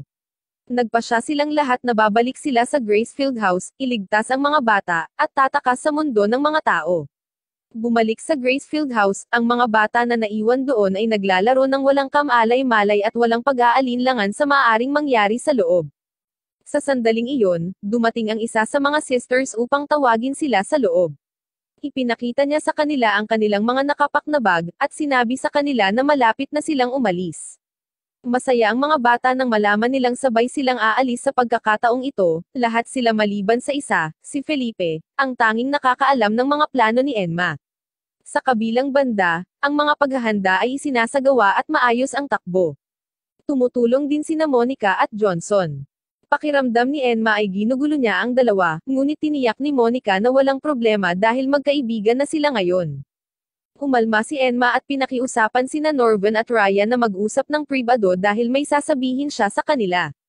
Samantala, ang mga bata sa Gracefield House ay naghahanda, ngunit hindi pa handa si Felipe sa kanyang sarili, at natatakot siya. Tinanong siya ng dalawa sa mga bata kung bakit hindi pa siya nakakapaghanda. Sinubukan ni Felipe na sabihin sa kanila ang isang bagay na may nanginginig na boses, gayunpaman, dumating ang isa sa mga sisters at sinabi sa kanya na maghanda kaagad, pinipigilan ang anumang binabalak niyang ibunyag. Sa gabi, ang mga bata sa templo ay tapos na sa paghahanda. Pinaandar nila ang ilang hot air balloon at umalis, patungo sa Gracefield. Kasabay nito, ang mga bata sa Gracefield ay handa na ring umalis. Inaakay sila ng isa sa mga sisters palabas ng bahay patungo sa gate. Lahat sila ay masaya, nakikipag-usap sa kanilang mga sarili na may mga ngiti sa kanilang mga mukha. Si Felipe lang ang may malungkot na mukha, natatakot sa biglaang pagbabago ng mga plano. Ang eksenang ito ay pinangangasiwaan ng ilang demonyo na nagtatrabaho sa mga tao, isa na rito ay si Patrick na nagpapatakbo ng mga farms. Nakikita nila ang pag-alis ng mga bata sa Gracefield House, at pagdating ng mga hot air balloon kasama ang mga nakatakas na bata. Si Patrick at ang mga demonyo sa mga gwardya ay nasisiyahang makita si Enma at ang kanyang grupo na dumating ng medyo huli na, at walang magliligtas. Inutusan ng namumunong demonyo ang mga demonyong nagbabantay na harangan ang lahat ng pasukan upang mahuli ang mga bata na kara-rating pa lamang. Tatapusin pa nila ang mga ito kung lalabanan nila ang paghuli. Ang mga gwardya ay naghihintay sa pagdating ng mga nakatakas na bata. Si Felipe, at ang iba pang mga bata na ipinapalabas, ay nakarating sa gate nang magsara ito sa likuran nila. Lalong nagiging balisa si Felipe, natatakot siya na hindi siya mahanap ni Enma at ang iba pa doon pagbalik niya. Habang papalapit ang mga hot air balloon, inutusan ng mga gwardya na atakihin sila, na ginagawa naman nila. Nang puntahan sila ng mga gwardya para hulihin ang mga bata, laking gulat nila nang makitang wala ang mga bata. Biglang nagliyab at sumasabog ang mga hot air balloon, at ito ay nagpapaalarma sa lahat. Si Felipe at ang iba ay natakot sa biglaang pagsabog. Nang mapagtanto ng mga gwardya na ang mga hot air balloon ay mga pangaakit, biglang tumalon ang mga nasasakupan ni Johnson at Norvan mula sa iba pang mga hot air balloon at pinaslang sila. Ang nangunguna sa demonyo ay nag-utos para sa higit pang mga gwardya na ipadala sa pinangyarihan, gusto niyang mahuli ang mga bata kahit anong mangyari. 3 iba pang hot air balloon ang lumapag sa loob ng bakuran sa tabi ng isang lumang bahay na nasusunog. Ang lahat ng mga bata ay lumabas upang simulan ang kanilang plano, tumungo sila sa isang balon na hindi nasusunog kasama ng bahay at dumaan sa mga lagusan sa ilalim ng lupa. Nakarating sila sa underground facility kung saan mabilis silang nakita ng mga gwardya. Sa kabutihang palad para sa kanila, ang mga gwardya ay mahina at kaagad tinalo. Ang mga bata ay nagsimulang mag-hack sa mga sistema ng pasilidad. Si Felipe at ang iba pang mga bata, kasama ang mga sisters, ay naghihintay pa rin sa loob ng gate, naghihintay ng karagdagang komunikasyon. Nang marinig nila ang kaguluhan sa labas, nagsimula silang mag-alala, at ang ilan sa kanila ay tumitingin kung ano ang sitwasyon. Patahimak na tinawag ang pangalan ni Felipe ni Jenny, isa sa mga batang umalis kasama ang grupo ni Enma. Siya ay pinadala kasama ang ilang iba pang mga bata upang makihalubilo at hanapin si Felipe. Masaya at magaan ang loob ni Felipe na makita siya at ang iba pa. Napagtanto niyang bumalik na si Enma. Ibinigay ni Jenny kay Felipe ang isang tala mula kay Enma, nagsasabi sa kanya na siya na ngayon ang namamahala sa isa pang yugto ng kanilang plano at naniniwala siya sa kanya. Pinatatag ni Felipe ang kanyang sarili at tinatanggap ang responsibilidad. Si Enma at ang iba ay nahati sa maliliit na koponan, at namamahala upang makakuha ng akses sa sistema ng farm. Ipinakita niya ang kanyang sarili sa kamera para makita siya ni Patrick at ng mga demonyo. Kapag napagtanto nila na ang mga bata ay nakakalusot sa lugar, inatake ni Enma ang kamera, na naging sanhi ng pagsara ng buong sistema. Ito ay labis na ikinagalit ni Patrick. Paano siya maloloko ng mga bata at depekto? Hindi niya maintindihan kung paano nila nagawang makalusot sa kanila. Gayunpaman, natatandaan niyang tinutulungan pa rin ni William ang mga bata kahit nasawi na siya. Dumaan si Enma at ang kanyang team sa pasilidad, at sinisira nila ang lahat ng kamera sa kanilang daan. Sinusundan sila ni Norvin at tinutulungan sa pamamagitan ng pagbubukas at pagsasara ng mga pinto para sa kanila. Ginagawa rin ni Felipe ang kanyang bahagi sa kung ano ang ipinagkatiwala sa kanya, na sinasali rin ng ibang mga bata. Sa tulong ng pag-hack ni Vince sa system, kumonekta si Enma sa speaker at nagsalita. Nataranta na ang mga bata sa narinig na boses ni Enma, at naghihintay ng senyales na bibigyan niya sila ng aksyon. Naka-off ang mga ilaw, na siyang nagiging dahilan ng pagbukas ng gate. Sinabi ni Enma sa mga bata na maglalaro sila ng tag. Siya ay sumisigaw na tumakbo sila, at ginagawa ng mga bata ang sinabi. Tumakbo sila palabas ng gateway at papunta sa path sa underground elevator. Sinisikap silang habulin ng sisters, ngunit mabilis na nilock ng hacker ang mga gate na ikinandado ang mga ito sa loob ng gateway. Sinabihan ni Norvin ang lahat na magtungo sa silid ng elevator, at ginawa ito ng lahat. Ang team ni Enma ang unang dumating doon, at nakita nila si Felipe na sinenyasan ng ibang mga bata na pumasok sa elevator room. Naging emosyonal si Enma nang makita si Felipe pagkatapos ng mahabang panahon. Tumalon si Felipe sa mga bisig ni Enma na may luha sa kanyang mga mata, at sobrang namiss niya siya. Magkayakap ang dalawa habang papasok din ng ibang mga bata at pinagmamasdan silang may ngiti sa mga labi. Ang silid ay dahan-daang napupuno ng mga bata na matagal na nilang hindi nakikita, at ito ay naging isang uri ng muling pagsasama. Pumasok ang team ni Norvin, pumasok ang team ni Ryan, at dumating din ang lahat ng iba. Nang mukhang lahat ay nakarating na doon, hinayla ni Enma ang lever para simulan ang elevator at papunta sa gate, ngunit hindi ito gumana. Sa halip, isinara ang lahat ng pinto sa silid. Nagpakita ang mga sisters at pinalibutan ang mga bata ng mga baril sa kanilang mga kamay. Lumabas din si Nanay Isabel na may hawak na baril na tinatawag ang kanyang mga mahal na anak na bumalik sa kanya. Nagpanik na naman ang mga bata. Wala silang ideya kung ano ang maaaring mangyari ngayon. Lumabas din si Patrick, na nagpapasalamat kay Isabel sa kanyang tulong sa pag-anunsyo na nakaback-up ang system. Sinabi niya sa mga bata na tapos na ang oras ng paglalaro. Nakita niya si Norvin at ang iba pa mula sa Lambda, na tinutukoy pa rin sila bilang mga depekto. Ang pahayag na ito ay ikinagalit ni Barbie, na sinubukang kumilos ngunit na-atake ng isa sa mga sisters. Sa kabutihang palad, ito ay isang warning shot na mas nagpapatakot sa mga bata at nagpatahimik kay Barbie. Sinabi sa kanila ni Patrick na ang kanilang pinakamahusay na mapagpipilian ay hindi ma-atake dahil maaaring sila ay matalino, ngunit hindi sila bulletproof. Sinabihan sila ni Isabel na ihulog ang kanilang mga sandata at tumayo, at sinabi sa kanila ni Patrick na gawin ang sinabi. Ibinaba ng lahat ng bata ang kanilang mga sandata at tumayo na parang mabubuting bata. Sinabi pa ni Patrick, habang pababa siya ng hagdan, na maganda ang plano ng mga bata, ngunit kahit na ganoon, hindi sila hahayaan ng mga farm na makatakas. Sinabi niya sa kanila na ito ay isang walang kabuluhang plano, gayunpaman, nag-aaksaya sila ng kanilang oras, at ito ay nagpapagalit sa kanya. Hinarap siya ni Enma at sinabi sa kanya na ang gusto lang nila ay makalaya. Ayaw nilang makitang isa-isang nasasawi ang kanilang pamilya, ngunit walang pakialam si Patrick. Kung titignan niya ang mga ito, tanging mga pagkain lang ang kanyang nakikita, at sila ay sinadya upang kainin. Gayunpaman, walang pakialam si Enma kung ano ang iniisip niya, at sinabi niya ito sa kanyang mukha, at naging proud si Nanay Isabel. Nagpagulat ito kay Patrick na lumingon upang makitang nakatutok na ngayon sa kanya si Isabel ng baril. Tinutukan din siya ng ibang mga sisters ng kanilang mga baril, kaya napagtanto niya na siya ay pinagtaksilin. Hindi niya maintindihan kung bakit gagawin ito ni Isabel, at eksaktong sinabi nito sa kanya kung bakit. Pagod na siya sa kung paano pinapatakbo ang farms at gusto niyang ibagsak ang sistema.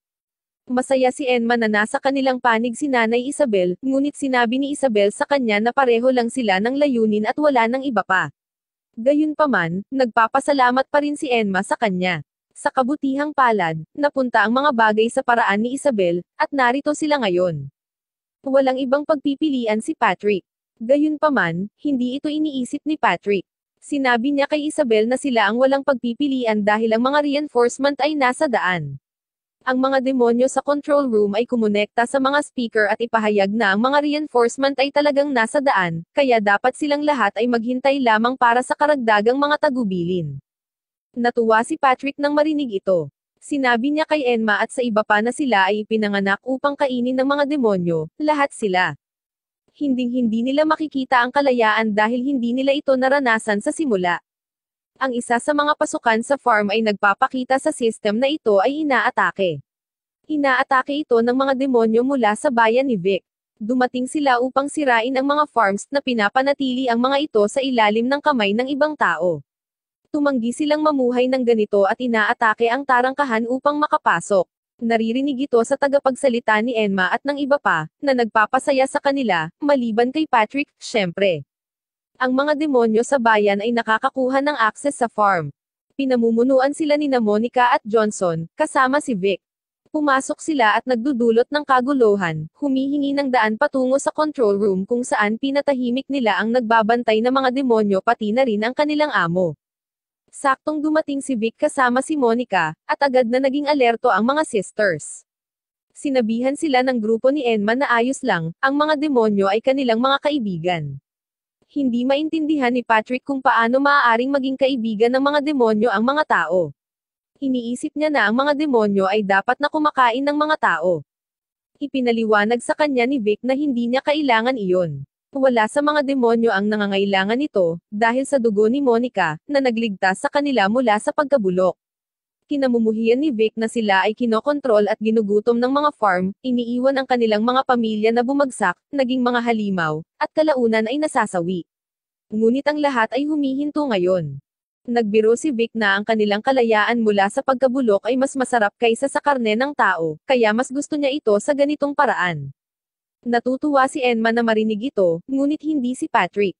Natatakot siya na maaaring bumalik sa dati ang mga bagay 1,000 taon na ang nakalilipas bago ginawa ang pangako. Kailangan ng mga sakripisyo para gumana ang ilang lipunan, at kung wala ang mga sakripisyong iyon, walang kapayapaan. Ngunit sinabi sa kanya ni Enma na hindi na kailangang kainin ng mga demonyo ang tao. Makakahanap sila ng iba pang mga bagay na maaaring gawin sa lahat ng oras na iyon na kanilang gagamitin sa pangangaso ng mga tao, at mag-alala tungkol sa pagkasira. Hindi na kailangan ng mga sakripisyo, at lahat ay nararapat na maging malaya, kasama na si Patrick mismo. Inialok nito ang kamay sa kanya para makalaya silang lahat. Hindi maintindihan ni Patrick ang eksaktong sinasabi ni Enma. Sinasabi niya na walang tao ang magiging ligtas sa Demon World. Iniisip niya na siya ay malaya, magagawa niya kung ano ang gusto niya, at siya pa rin ang namamahala. Inulit ni Enma na wala sa kanila, kabilang siya, ang tunay na malaya. Hindi lang sila dapat magkaroon ng kalayaan, sila ay dapat na nasa isang mundo kung saan lahat sila ay malaya at maaaring gawin ang anumang gusto nila kahit kailan nila gusto. Gayunpaman, naniniwala si Patrick na ganito dapat ang mundo. Ganito ito sa nakalipas na 1,000 taon, at ilang taon na lang bago silang lahat ay kainin ng mga demonyo. Ipinapangatuwiran ni Enma na maaari nilang gawin ang mundong ito kung ano ang gusto nila at baguhin ang kanilang mga tadhana. Muli nitong inaalok ang kamay sa kanya para makasabay siya sa paglalakad. Tinitingnan ni Patrick ang kamay, naalala niya ang simula ng pangako sa pagitan ng mga demonyo at ng mga tao na bahagi ng kanyang angkan. Ang angkan ay naging mga gatekeeper para sa mga henerasyon. Si Jericho, kapatid ni Patrick, ay isang gatekeeper din. Napatingin si Patrick sa kanya. Gayunpaman, isang araw ay nagbago ang mga bagay. Nalaman ni Jericho ang isang sikreto na matagal nang itinatago ng angkan. Ang kanilang angkan ay nagtaksil sa kanilang mga kasama upang mangako sa mga demonyo. Nakakita siya ng mga dokumento na nagdedetalye sa pag-amin na inilibing ilang siglo bago. Ang angkan ng Ratri ay hindi biglang nahuli ang mga rogue na laban sa kapayapaan at gustong ipagpatuloy ang digmaan, gaya ng pinaniwalaan nilang lahat. Ang mga batang sinasaka ay mga inapo ng kanilang mga kapanalig, mga taong hindi nakakita ng pagdating nito. Nakonsensya si Jericho, at napapikit siya dahil hindi niya alam ang gagawin. Gusto niyang tuparin ang pangako, ngunit ayaw niyang ipagpatuloy ang pagsasaka ng mga inapo ng mga tao na naghahangad din ng kapayapaan at tumulong sa kanyang mga ninuno. Ngunit nang basahin ni Patrick ang dokumento, natuwa siya. Akala niya ay isang marangal na gawa ang ginawa ng kanyang mga ninuno, at ito ay para sa pinakadakilang kabutihan. Gayunpaman, ang pag-amin na iyon ay nagpabago magpakailanman kay Jericho. Ayaw na niyang makihalubilo sa angkan. Pinalitan niya ang kanyang pangalan ng William at gumawa ng iba't ibang paraan upang iligtas ang mga bata. Galit na galit si Patrick sa kanya. Akala niya ay sinisira ng kanyang kapatid ang lahat ng pinaghirapan nilang itayo. Naisip niya na ang mga bata ay isang kinakailangang sakripisyo, at nais niyang pigilan si Jericho. Isinagawa niya ang kanyang plano at inutusan ang mga tao na tapusin ang kanyang kapatid. Pinuntahan niya siya pagkatapos gawin ang gawain, at nakaramdam ng labis na kalungkutan na kailangan niyang tahakin ang rutang ito. Nalaman ni Patrick na ang huling mga salita ng kanyang kapatid ay isang paghingi ng tawad, at ang mga salitang iyon ay dumurog sa kanyang puso. Umiiyak siya habang yakap-yakap ang katawan ng kanyang kapatid. Ang ginawa ni Patrick ay wala sa masamang hangarin. Ito ay isang kinakailangang sakripisyo na kailangang gawin upang maipagpatuloy ang pangako na nagpoprotekta sa sangkatauhan. Nasaktan din siya, ngunit kailangan niyang gawin ang dapat niyang gawin, at ipinagmamalaki niyang maging isang ratri. Gayunpaman, iniisip niya kung ginawa ba ni Jericho ang kanyang ginawa upang maging malaya din. Hindi mahalaga kahit papaano, dahil nagawa na ni Patrick ang kanyang tungkulin, at kung gusto ni Enma na maging malaya, malugod niyang gagawin ito. Sinabi niya sa kanya na wala siyang alam tungkol sa totoong mundo, mga tao, or mga demonyo. Ang bawat isa ay gumagawa ng parehong bagay, at hindi na siya makikibahagi sa alinman dito. Magmamasid lang siya mula sa kailaliman ng impyerno. Bumunot siya ng kutsilyo at inilagay sa kanyang leeg. Bago pa man makakilos ang sinuman, nasugatan ang lalamunan ni Patrick, at bumagsak siya sa lupa. Si Enma ay sumugod sa kanya at sinubukang pigilan ang dugo. Sa kanyang mga huling sandali, si Patrick ay nakatingin lamang sa kanila, na tinatawag pa rin silang mga walang isip sa likod ng kanyang isip. Pinili niyang masawi bilang isang ratri at ipinikit ang kanyang mga mata. Lumapit si Norvan kay Enma para senadoryason na wala na si Patrick. Sa kabila ng trahedya, may pag-asa pa rin si Enma na mababago niya at ng iba pa ang mundo. Sa labas, ang mga demonyo sa bayan ay nagpapatuloy sa kanilang kaguluhan. Sinisira nila ang farms at pinapaslang din ang mga kaanib na demonyo. Habang pinamumunuan ni Johnson, ang mga demonyong nagtatrabaho pa rin sa ibang mga sakahan ay nakatanggap ng balita na ang Gracefield ay nawawasak, at mabilis na pumunta upang ihatid ang mensahe sa mga royal. Bumalik sa elevator sa ilalim ng lupa sa Gracefield, nagpaalam si Isabel sa mga bata. Sinabi niya sa kanila na ang kanilang karaniwang layunin ay naabot na, at ang mga bata ay dapat magmadali at umalis patungo sa mundo ng mga tao. Siya at ang iba pang mga sisters ay nagbabalak na manatili sa likuran. Paparusahan sila sa kanilang mga pagkakamali at masasawi kapag natapos na ang lahat, ngunit si Ryan ay may sinasabi sa kanya. Iniisip niya na ang pananatili at pagbabayad sala para sa kanilang mga pagkakamali sa mga demonyo ay kawalang isip lamang dahil wala itong pagbabago. Nais niyang maging masaya silang nabubuhay, at sumama sa kanila sa mundo ng mga tao kung saan maaari nilang bayaran ang kanilang mga pagkakamali. Sinuportahan ni Enma ang kanyang pahayag at tiniyak kay Isabel at sa sisters na wala silang hinanakit sa kanila. Hindi nila kinasusuklaman ang mga ito dahil may trabaho ang mga sisters, at ginawa nila ang trabahong iyon hindi alintana kung ito ay tama sa moral or hindi.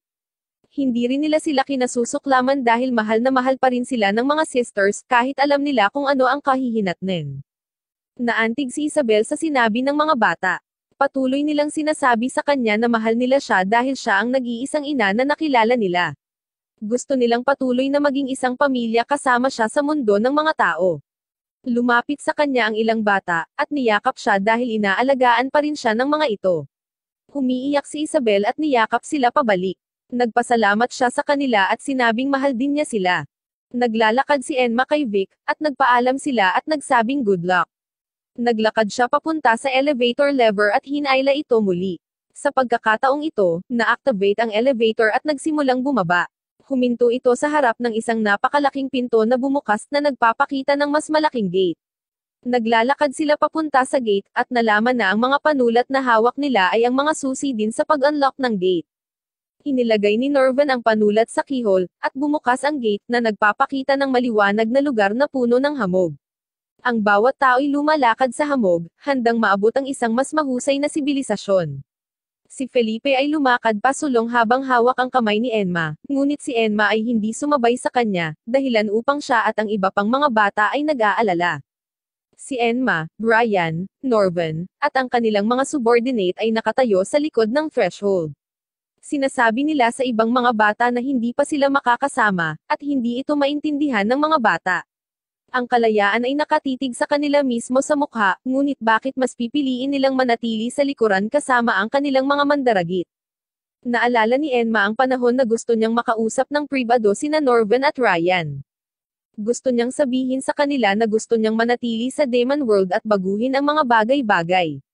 Matapos niyang malaman ang tungkol sa pangako, natanto niya na hindi nila basta-basta may iwan ang ibang mga bata.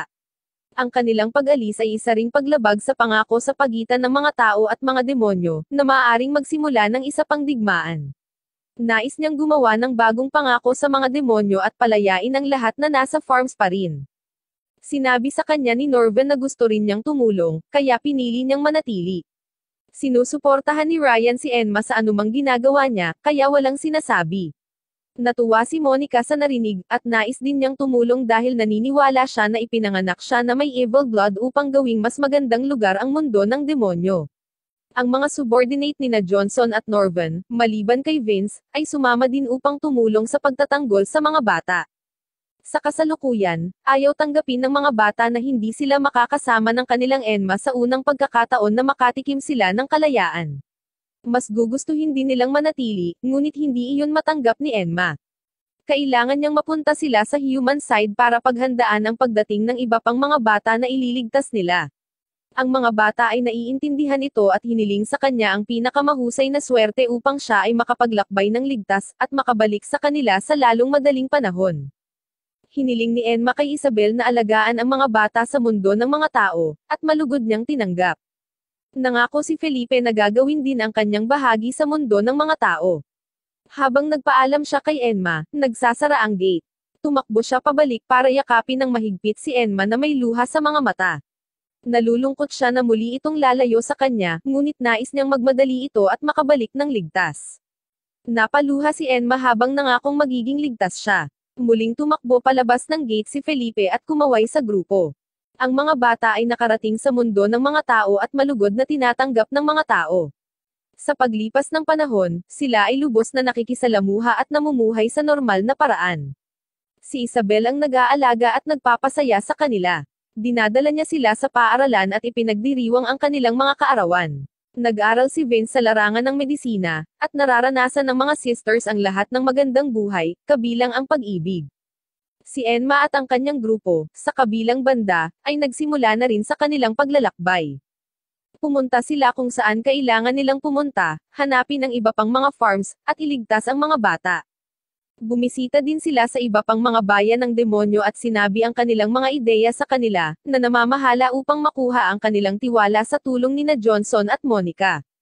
Nagiging mahalaga si Monica sa mga demonyo, na nagbibigay sa kanya ng sapat na kapangyarihan para pangunahan sila. Tinutulungan nito si Enma na magkaroon ng epekto at baguhin ang mundo ng demonyo. Ang koneksyon sa pagitan ng mga demonyo at mga tao ay nagiging mas malakas sa pamamagitan ng pagkakaibigan, sa halip na isang pangako lamang sa pagsasaka. Lumipas ang mga taon, lumaki na ang mga bata. Dumating sila upang makita si Enma at ang iba pa na sa wakas ay dumating mula sa Demon World. Nakita ni Felipe si Enma, na kumaway sa kanya, at tumakbo ito sa kanyang mga bisig, at magkayakap ang dalawa. Matagal na ang nakalipas, pero nakauwi pa rin silang lahat.